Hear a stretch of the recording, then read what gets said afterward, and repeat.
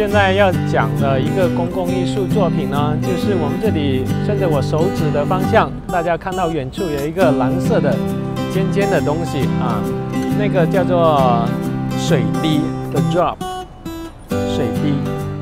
那么这个我们讲到公共艺术呢，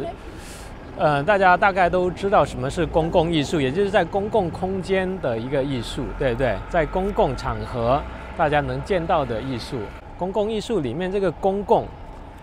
指的是什么意思？公共并不是指所有人，公共呢是指跟这件艺术品有关的人，譬如说住在这个公共艺术附近的这些居民，譬如说这个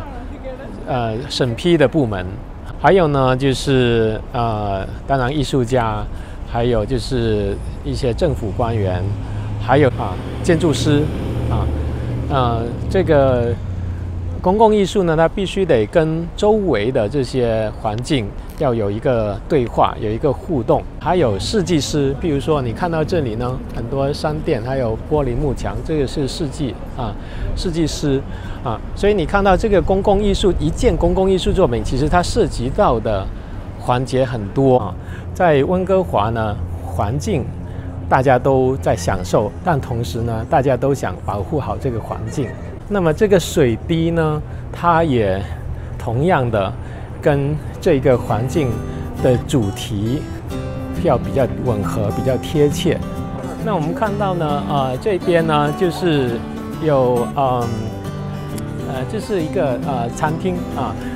在这里吃饭呢，心情非常的舒畅在正前方呢就是这件作品水滴。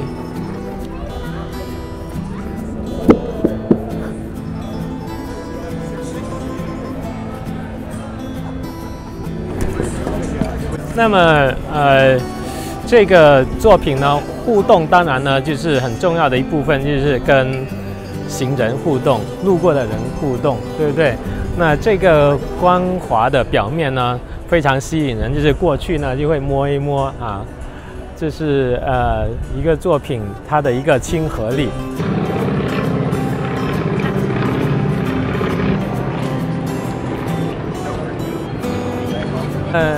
我记得呢，有一本书有一个作者他写到这个公共艺术呢，里面就讲到，就是在1970年代的时候，公共艺术呢产生很大的一个变化，就是说他认为那个公共艺术呢，它是一种 social intervention 什么叫 social intervention 呢？就是说是它要改变，就是这个市区，改变这个社会，它是有这么一种意向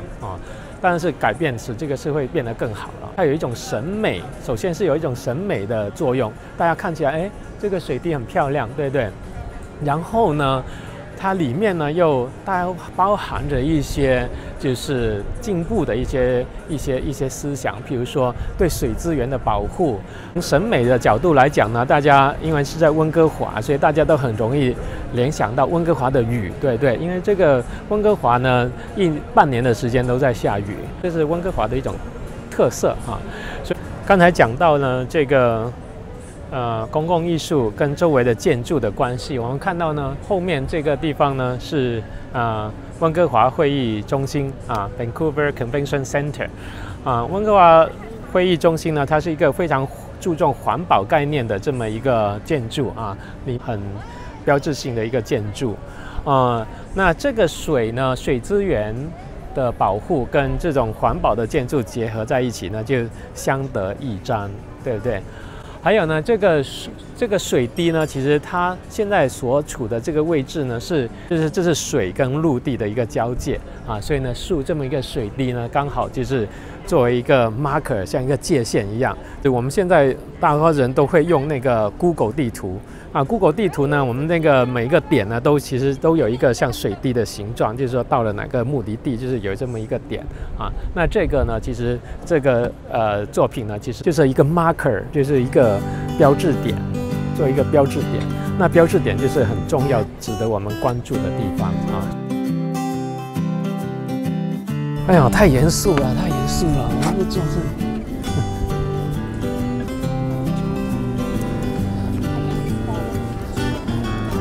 哎呀，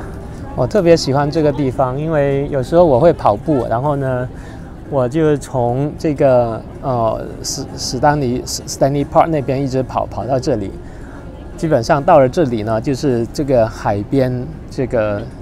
这条行人道，就是到这里就结束了。然后呢，我就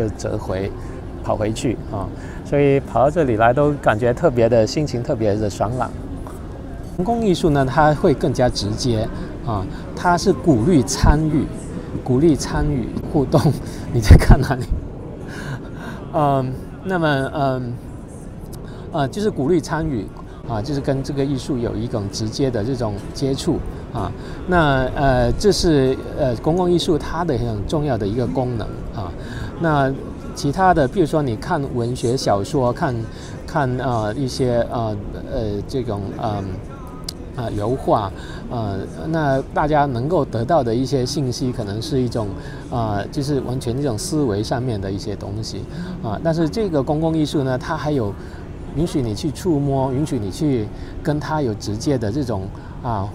物理上面的一种接触啊，所以这个它作用的效果是很不一样的。就是作品呢是由3个德国的艺术家，他们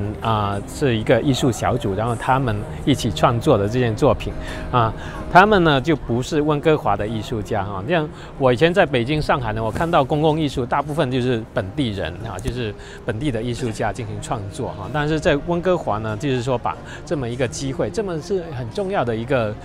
公共艺术的一个地点了啊，最明显的一个地点，那就是温哥华市政府呢是还有这个相关的这种艺术部门，就把这个机会提供给了这个德国的艺术家啊。所以这个其实很重要，就是说这是一种姿态吧，哈，就是说温哥华呢